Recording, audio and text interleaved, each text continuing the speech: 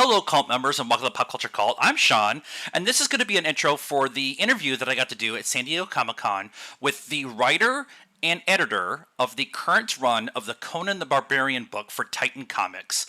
It is Jim Zub, who is the writer, and Chris Butera.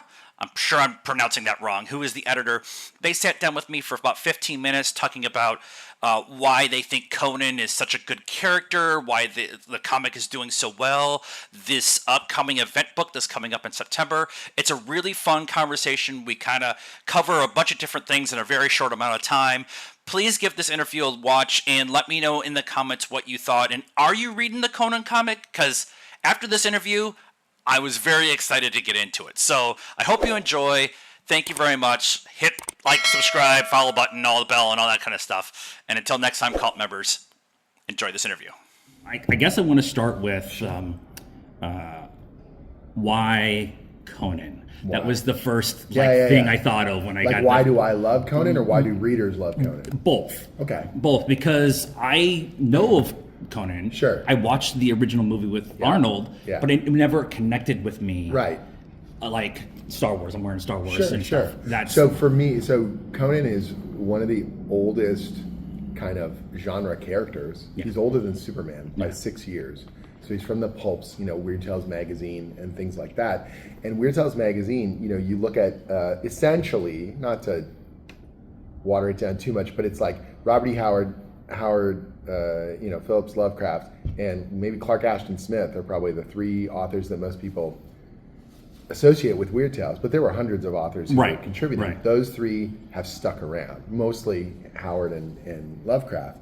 And the reason why is because there is something different. You read their stories and there's something visceral and there's a heartbeat beneath it that is very true and seems, from year to year, people see themselves in the character and the classic kind of wandering warrior archetype and the survivor who will not, bend the knee. And there's something very potent in that. And the character is iconic enough that you see aspects of yourself aspirationally, like enduring hardships, putting yourself into the unknown, surviving whatever the world throws at you, being strong despite danger, in the Hyborian Age as this broader tapestry of the unknown. That the vast majority of that space. It's one of the reasons I love sword and sorcery.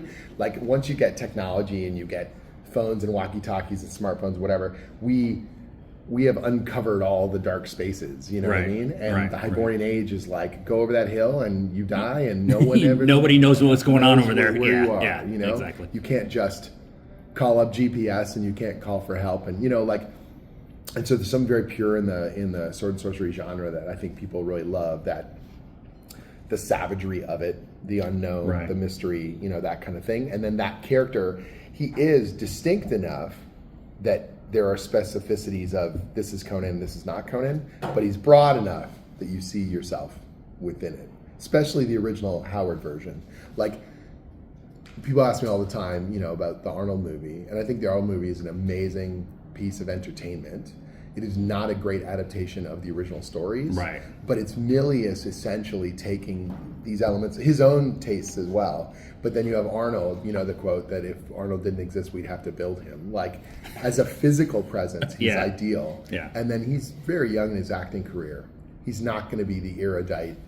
And that's what's interesting, is that Conan is surprisingly verbal in the Howard stories. I don't know if you've read the original Weird Tales stories. No. The very first appearance of Conan is Phoenix on the Sword. He's already a king. They jump around the timeline, different stories in different aspects of his life. It's almost like he's recounting his career rather than at the end of his life, kind of his. And so in Phoenix on the Sword, his very first scene, he's not in a battle scene. He's not slaying the unworthy. He's literally in a library, and there's a map of what they know of the world, and he's filling in parts that the scholars didn't know because he's traveled there. And so this is a guy who knows multiple languages. This is a guy who has led men. This is a guy who has entered the civilized world and been challenged by it and then bends it to his will. And that's the character that I'm trying to exemplify in the comics, while bringing enough of the movie bombast that you can see that character too. That if you love the movie, you don't feel pushed out. Right. But for me, it's the literary aspect that is most closest to my heart for it, and that I want to try and bring. And if we do a good job, that it brings you back to the books, that you want to read them, and they're short stories. Right. That's one of the things I always people really complain that they adaptations on the screen or in comic version or whatever.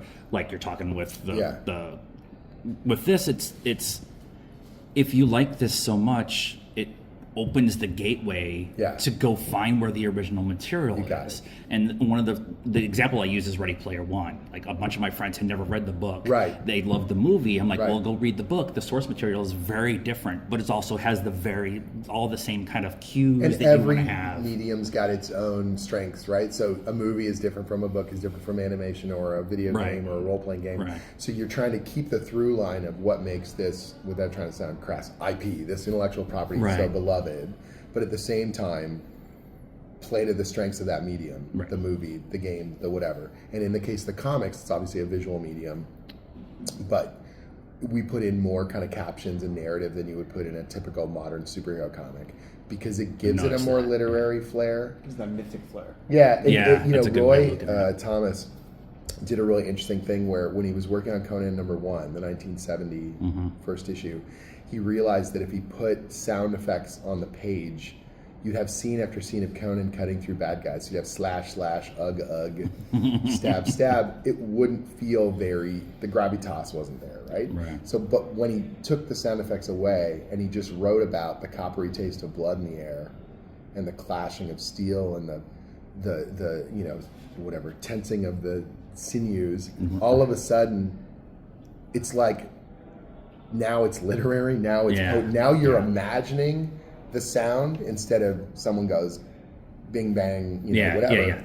And to me, that is what makes Conan comics read differently than a superhero book or a typical whatever. And if every so often, especially in the anthology, someone will just do a more typical thing with Conan where they throw a sound effect in. And to me, it's like, it's discordant. Like I go, it doesn't fit. It doesn't fit. For me. And so I'm trying to hew to the tradition, but also do new stories. You're trying to keep the stuff that works, but not throw but surprise people. Right. And people are all the time, they're like, isn't that hard? You're like, yeah, but that's the challenge. That's the point. That's the point. Yeah. And that's one of the reasons why we're not doing very many adaptations in the books, because the fans know every story, every line, every verse. I can never surprise you with Tower of the Elephant. Like, it's an amazing story. It's one of the staples of the genre. Friggin' amazing. But you know how it ends. And if I change it, what the hell have you done? Yeah, what do you know? Exactly. So then it's like, but I need to do a story that makes you feel the way that story made you feel. Right. But if there's a cliffhanger, you literally don't know what's going to happen next. And I think, and I don't even think it's a mistake, but the previous, so Marvel and Dark Horse had a plan whether they meant to or not. I know Dark Horse did for sure, but Marvel eventually, they were basically trying to tell Conan stories mostly in order, so that you could go, okay, so if Frost Giant Sauter's here and Tower of the Elephant's here, how many adventures take place in between as he travels the land? Right. And for me, first of all, an icon, there's an infinite number of stories between every canon story, because this is a legendary character that will never go away. Right. You don't say, well, there are 10 Batman stories when he's 30, and then there's 5 Batman stories when he's 31. You're like, no. Same thing with Conan. But for my continuity, here's how we're going to do it or whatever. Right. But if I jump around the timeline like Weird Tales, I can also pick and choose and drop. But that, for me, when you read some of the stories in the other comics, you can always tell, okay, this is a Howard story, this is an important one. Okay, this is a not Howard story, it's not important. Right. And you're like, no, they're all important. Right. They're all amazing. Right. They're all powerful. Right. And if we don't shoot for that and we try and make them amazing, then people are they're gonna lose momentum. They're not gonna be like, oh, this is the cool stuff. Like, every story is the cool stuff. Yeah. That's the way we gotta do it. Do you guys work? You're talking about like individual stories. Do you guys work together? Like, you have an idea or you're just like trying to do the whole maintain the continuity? I always try to maintain the continuity, but so much of it is just Jim's brainchild. He knows his world so much. He's been steeped and immersed in it for so long. Marinated. Most of what it is for me is just trusting him and trusting the creative team to run and know exactly what they're doing, because they live and breathe this material and this character. And I wasn't a scholar of it. Like, so Jeff Shanks he's our Robert E. Howard scholar, and he writes the essays in the back of the issues that talk talks about the pedigree of the historical or the literary or the in-canon stuff.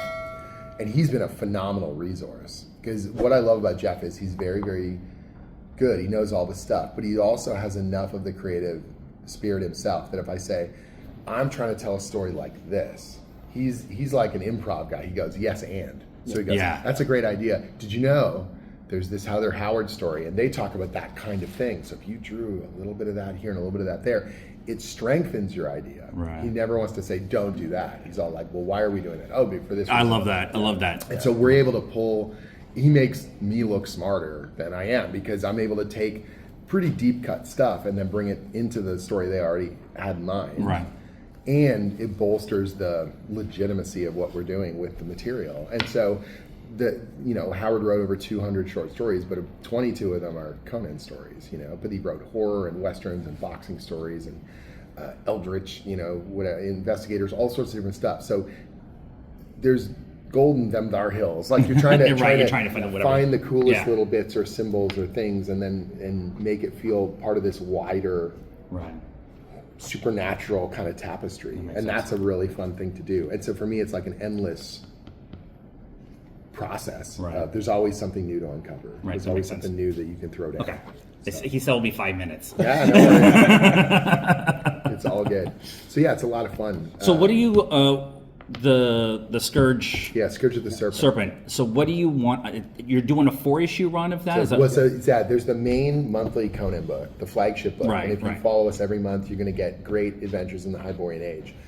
In that same way, Howard's other characters and those other ideas I was talking about, we're sort of seeding these bigger mythic kind of arcs. And once a year we have an event. Last year we did Battle of the Blackstone. This year is Scourge of the Serpent.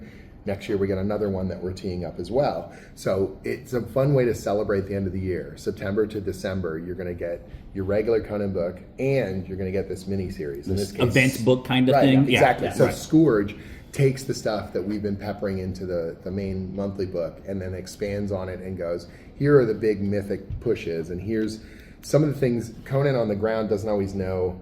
He's fighting bad guys and he's surviving these things, these trials and travails, but those are creating ripples on a bigger mythic level. And here's the payoff for that. And if you read the miniseries, you get these big epic turns and kind of cards we've been holding close to our chest on a narrative sense and go, hey, that thing we did last year, you thought it was all by itself? No, it's connected to this. I love that. And then there's another one coming next year. And you're going to, if you stick with us, there's an epic over the, So do you have an in-game kind of idea for it? So 100%.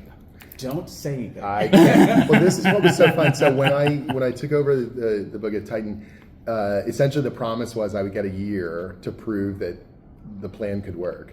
And so if you read issue 1 to 12 of 0 to 12, because we did free Compete, that's a complete story, and it seeds a couple of those things. But if it didn't work out, you could get a complete kind of and still have a good story out of it. Yeah, and then I could like dust it off and go, well, I did the best I could. Good luck, guys, and walk away and still feel satisfied that I told a cool story.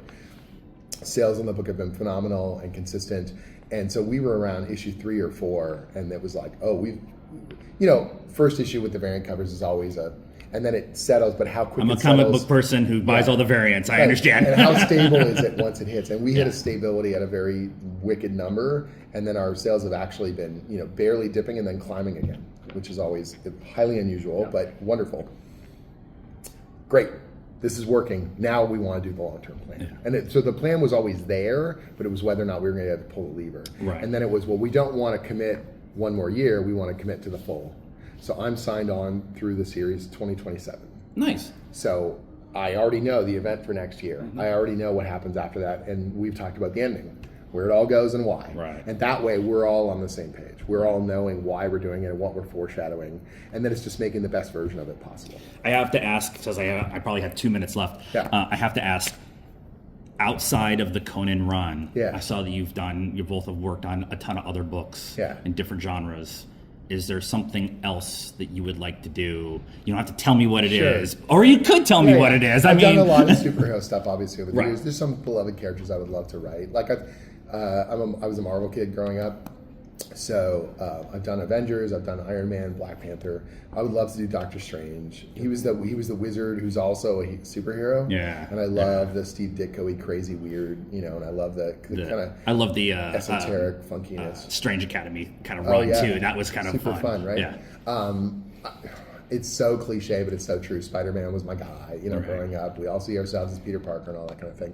And I've written Spidey really briefly, but never been able to dig in, of course. But that's like saying I would like to, be on the top flagship book of superheroes. Sure, who doesn't? And you want Batman while you're at it? But it's like, so it's the worst and best answer because it's true. Yeah, everybody wants to work on X-Men or Spider-Man. So those are two that are really, really core to me. But I've had the benefit of working on some of my favorite things, Dungeons and Dragons. Yeah, I got to do Samurai Jack. I've done Batman stories and things like that. And so Conan is really one of those things that I never even imagined I would be able to contribute to, let alone be the guy with the steering wheel. And I'm just really relishing that, in a really wonderful way. Yeah, absolutely. And if the fans love what we're doing, then I'll keep doing driving. it. Yeah. You have anything else you want to work on? I mean, mine's a bit of a lame answer. Just we announced it yesterday, but we're doing Cull very soon, which another Robert E. Howard character, and Howard with literary, just his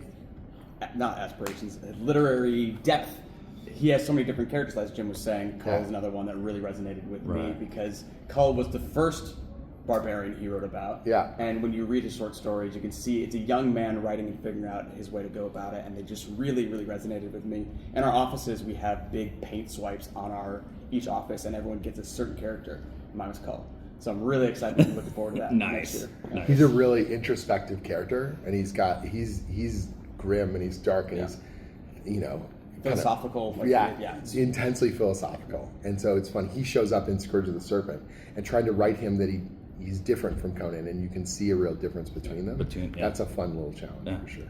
He's weirdly less molded than Conan. Yes. But he has more to think about, more to talk about. Old soul kind of feel to him. Yeah. Still young in age, but still kind of worldly. Really figuring it out. Yeah, already really has in many respects. Yeah. In certain stories. Sure.